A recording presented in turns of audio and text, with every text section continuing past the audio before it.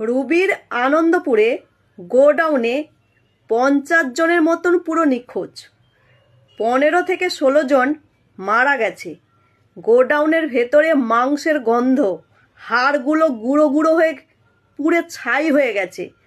আত্মীয় স্বজন, মা বাবা, ছেলে মেয়ে গোডাউনের সামনে কান্নাকাটি করছে।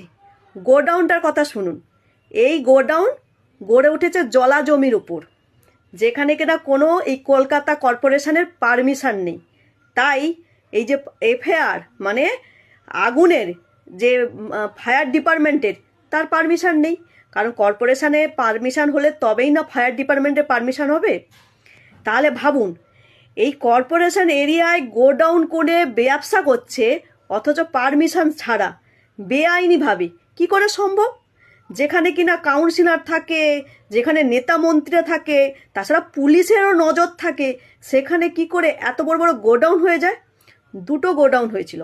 গঙ্গাধর দাস, তিনি একটা নিজের কাজে ব্যবহার করতো, আর একটা ওয়াও মোমোতে ভাড়া দিয়েছিল। এবার আসি ওয়াও মোমো। এই ওয়াও মোমো এত বড় একটা নামি দামি কোম্পানি একটা বেআইনি জায়গায় ব্যবসা খুলেছে। শুধু ব্যবসা খুলেনি, তার ভেতরের লোকজনকে ঢুকিয়ে বাইরে থেকে চাবি লাগিয়ে দিয়েছে দিনের পর দিন। আর যেই আগুন ধরে গেছে তারা বেরোতে পারেনি। কি করে সম্ভব?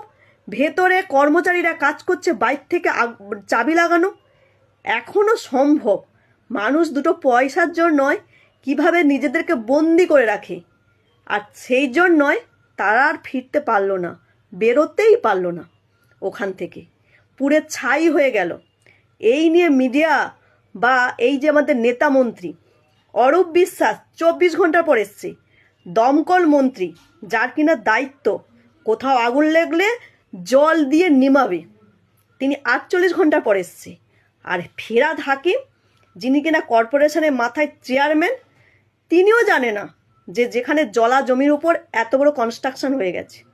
বুঝতে পারছেন? এই শাসন ব্যবস্থা, এই যে এতগুলো মানুষ মরে গেল, কোনো চিৎকার হাঙ্গামা আছে?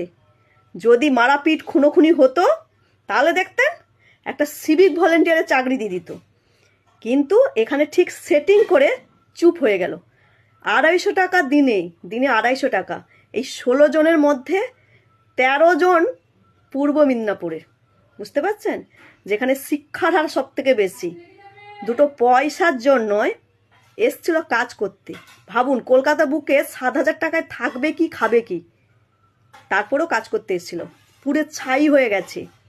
এই যে গোডাউন পুরে ছাই হয়েছে, আজকে সিঙ্গুরে গিয়ে মমতা ব্যানার্জি অ্যানাউন্সমেন্ট করেছে, ওখানে গিয়ে বলেছে আমি এই রকমই গোডাউন বানাবো, তোমরা পুরে ছাই হোক। চাকরি বাকরি করতে হবে না, হয় রাস্তা বাস স্ট্যান্ডে বা কোথাও গিয়ে ঘুগনি বেচবে, চপ বেচবে, আর না হলে এরকম গোডাউনের মধ্যে কাজ করবে লেবার পোস্টে। কি দরকার ইঞ্জিনিয়ার, ডাক্তারি ডিগ্রি? তোমরা লেবার হও, আমি মুখ্যমন্ত্রী হয়ে বলছি। আর আপনারা হাততালি দিচ্ছেন, ভাতা পারলবে আবার ভোট দেবেন। ভোট দেওয়ার আগে 10 বার ভাববেন। মনে রাখবেন, এই গোডাউন যেভাবে পুড়ে ছাই হয়েছে, উনি সেইভাবে একটার পর একটা গোডাউন বানাবে। শিল্প আনবেন না, টাটাকে তাড়িয়ে গোডাউন আনছে।